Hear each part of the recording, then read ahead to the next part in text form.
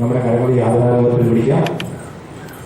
പിതാവായ ദൈവപുത്രനായ ഈശോയുടെ പരിശുദ്ധാത്മാവിലൂടെ നമ്മുടെ ഈ പരിശുദ്ധ അൾത്താരയിൽ നമ്മോട് കൂടെയായിരിക്കുന്നു. കൂടെയായിരിക്കാൻ ആഗ്രഹിക്കുന്നവരിൽ കുടിയിരിക്കുന്നവരായ നമ്മുടെ തമ്പുരാൻ. ബൈബിളിലെ 73 പുസ്തകങ്ങൾ നമുക്കിവിടെ വായിക്കുന്നത് കേൾക്കാം. അൾത്താരയിൽ നിന്ന് വിളിച്ചു പറയുന്ന ശബ്ദമാണ് കുർബാന. വചനം മാംസമായി മാറുന്നതാണ് വിശുദ്ധ കുർബാന. മനുഷ്യ മനസ്സിന്റെ സൗഖ്യത്തിന് വേണ്ടി തമ്പുരാൻ നൽകിയ 2 പച്ചമരുന്നാണ് വിശുദ്ധ കുർബാനയും വചനവും. വചനമാകുന്ന ജലം കൊണ്ട് കഴുകി വിശുദ്ധ കുർബാനയാകുന്ന ഔഷധം ഉള്ളിൽ സേവിക്കുമ്പോൾ നമുക്ക് സൗഖ്യം ലഭിക്കും.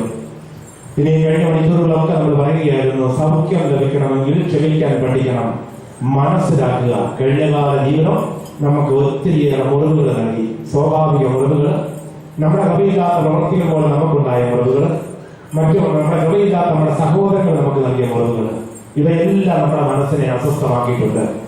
പിതാവേ, അവർ ചെയ്തതെന്ന് അവർ അറിയുന്നില്ല, അവരോട് ക്ഷമിക്കണമേ. അവർ ചെയ്തുകൊണ്ടിരിക്കുന്നതെന്ന് അവർ അറിയുന്നില്ല, അവരോട് ക്ഷമിക്കണമേ. അവർ ചെയ്യാൻ പോകുന്നതെന്ന് അവർ അറിയുന്നില്ല, അവരോട് ക്ഷമിക്കണമേ. ഒപ്പം ഞാൻ പ്രാർത്ഥിക്കണം, ദൈവമേ ഞാൻ ചെയ്തതെന്ന് ഞാൻ അറിഞ്ഞില്ല, എന്നോട് ക്ഷമിക്കണമേ. എന്റെ സഹോദരങ്ങളെ വാക്കുകൾ കൊണ്ട് മുറിപ്പെടുത്തരുത്, കുറ്റപ്പെടുത്തരുത്, അവർക്ക് നാശം വരുത്തരുത്, അവരെ പറ്റി ആവശ്യമില്ലാത്ത കാര്യങ്ങൾ പറഞ്ഞു വരത്തരുത്. മരിച്ചുപോയ ചില വ്യക്തികളോട് നീതി ചെയ്യാതെ പോയത്, അവരെ തോൽപ്പിക്കാൻ ശ്രമിച്ചത്, അവരെ നശിപ്പിക്കാൻ ശ്രമിച്ചത്, ജീവിതത്തിൽ വന്നുപോയ പരാജയങ്ങൾക്കും ബാധിച്ചതുമെല്ലാം നമുക്ക് തമ്പുരാനോട് മാപ്പ് ചോദിച്ച് പ്രാർത്ഥിക്കാം. കർത്താവിന്റെ നിജത്തെ കൊണ്ട് ഞങ്ങളെ കഴിയണമേ എന്ന് പ്രാർത്ഥിക്കാം.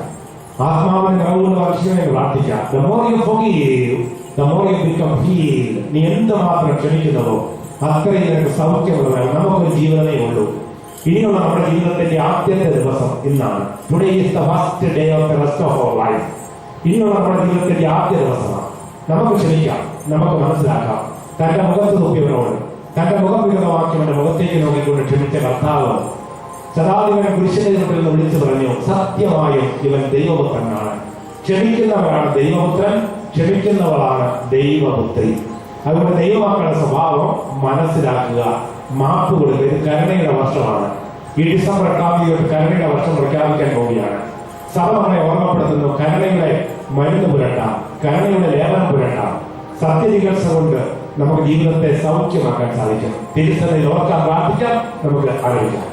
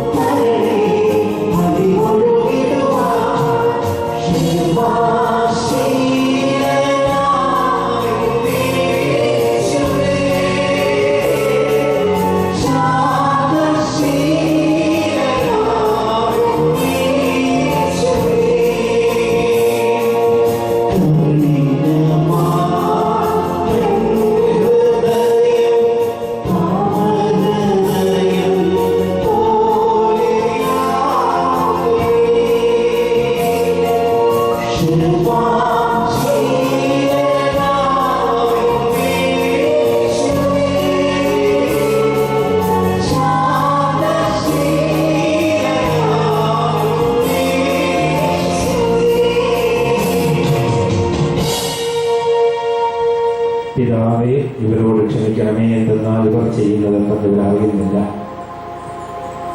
സ്നേഹമുള്ള സഹോദരങ്ങളെ, ഈശോ ക്ഷമിച്ച് ചെറുതായതാണ് ഈ ദിവ്യകാരുണ്യം. അവൻ ചെറുതായി ഈ അപ്പത്തോളം ചെറുതായി നമ്മുടെ കൂടെ ആയിരിക്കുന്നു. ഈശോ സഖ്യവോസിന്റെ വീട്ടിലേക്ക് ഇറങ്ങിച്ചെന്നു, സിമിയോന്റെ ഭവനത്തിലേക്ക് കയറി ചെന്നു, ഇറങ്ങിച്ചെന്ന് ക്ഷമിച്ചു, കയറി ചെന്ന് ക്ഷമിച്ചു, അങ്ങോട്ട് ചെന്ന് ക്ഷമിച്ചു.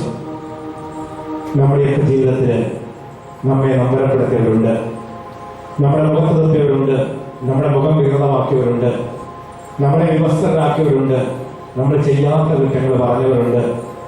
അതിന് പക്ഷെ നമ്മുടെ സ്വന്തം എന്ന് വിചാരിച്ചവരാവാം, നമ്മൾ സ്നേഹിച്ചവരാവാം. ഇങ്ങനെയുള്ളവരെയൊക്കെ കുറെ പറ്റിക്ക് ഓർക്കുമ്പോൾ നമ്മുടെ മനസ്സിൽ അസ്വസ്ഥത അറിയും, സങ്കടം അറിയും, രോഗങ്ങൾ ചിലപ്പോൾ നാം ബാധിക്കും. ഇന്ന് മെഡിക്കൽ സയൻസ് നമ്മളെ പഠിപ്പിക്കുന്ന ഒരു വലിയ സത്യമുണ്ട്. നമ്മുടെ ശരീരത്തിൽ അസിഡിറ്റി കൂടുമ്പോൾ, പ്രത്യേകിച്ച് അരിശം, ദേഷ്യം, സങ്കടം ഇങ്ങനെയുള്ള വികാരങ്ങൾ അറിയുമ്പോൾ നമ്മുടെ ശരീരകോശങ്ങളെ അത് അസ്വസ്ഥമാക്കുന്നു. ലിവർ, കിഡ്നി, നമ്മുടെ ആമാശയം ഇങ്ങനെയുള്ള അവയവങ്ങളെ, ആന്തരിക അവയവങ്ങളെ പോലും അത് അസ്വസ്ഥമാക്കുന്നു. അതോടൊപ്പം തന്നെ മനുഷ്യരിൽ, എല്ലാ മനുഷ്യ വ്യക്തികളിലും ക്യാൻസർ സെൽസ് എല്ലാ വ്യക്തികളിലും ഉണ്ട്. ഒരുപക്ഷെ നമ്മളൊരു മെഡിക്കൽ ചെക്കപ്പ് ചെയ്യുമ്പോൾ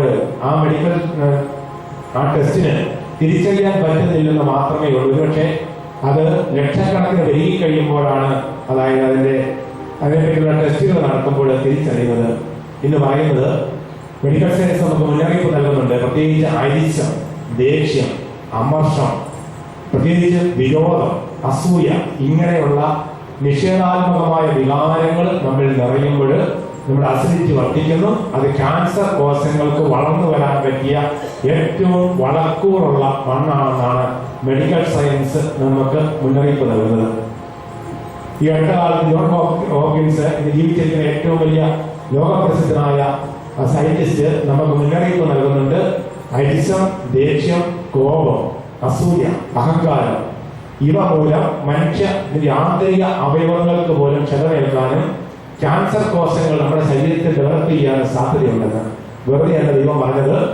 വിജ്ഞാന പുസ്തകത്തിലൂടെ മരുന്നോ ലേപനവൃക്ഷമോ അല്ല, ദൈവത്തിന്റെ വചനമാണ് സൗഖ്യപ്പെടുത്തുന്നത്. തമ്പുരാൻ നമ്മൾ ഓർമ്മപ്പെടുത്തുന്നത്, മകനെ ക്ഷമിക്കുക, കൃപയില്ലാത്ത നിന്റെ സഹോദരി നിന്നെ മുറിപ്പെടുത്തി. ദൈവകൃപയുണ്ടായിരുന്നെങ്കിൽ അവനും നിന്നോട് അങ്ങനെ ചെയ്യുകയില്ലായിരുന്നു. ജന്മം നൽകിയ മകൾ നീ അനുഭവിച്ച വേദനയും കഷ്ടപ്പാടും മനസ്സിലാക്കിയിരുന്നെങ്കിൽ നിന്നോട് ജീവിതത്തിൽ പെരുമാറുകയില്ലായിരുന്നു. ഇനി ജീവിതത്തിന്റെ ചില നിമിഷങ്ങളിൽ നീയും നിന്റെ മക്കളോട്, ജീവിത പങ്കാളിയോട്, സഹോദരങ്ങളോട് ചെയ്യാൻ പാടില്ലാത്തത് ചെയ്തു. എന്തുകൊണ്ടാണ് അത് ചെയ്തത്? ദൈവകൃപ നഷ്ടമായപ്പോഴാണ് നീ അത് ചെയ്തത്. അതുകൊണ്ട് നീയും പ്രാർത്ഥിക്കുക, ദൈവമേ ഞാൻ അവരോട് ക്ഷമിക്കുന്നു, കാരണം ഞാൻ ചെയ്തതെന്ന് ഞാൻ അറിഞ്ഞില്ല, എന്നോട് ക്ഷമിക്കണമേ.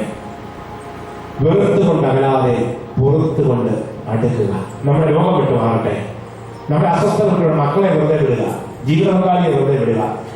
കൃപയില്ലാത്ത നിമിഷത്തിൽ, അറിവില്ലാത്ത നിമിഷത്തിൽ അവർ ചെയ്തു പോയ എല്ലാ തെറ്റുകളും ദൈവമേ ഈശോയുടെ നാമത്തിൽ, തിരുക്കുരിശിൽ ഒഴുകുന്ന തിരുരക്തത്തിന്റെ നാമത്തിൽ, തിരുവചനത്തിന്റെ ശക്തിയാൽ, തിരുരക്തത്തിന്റെ ശക്തിയാൽ ഈ കെട്ടുകളൊക്കെ നമ്മൾ വിട്ടു മാറട്ടെ.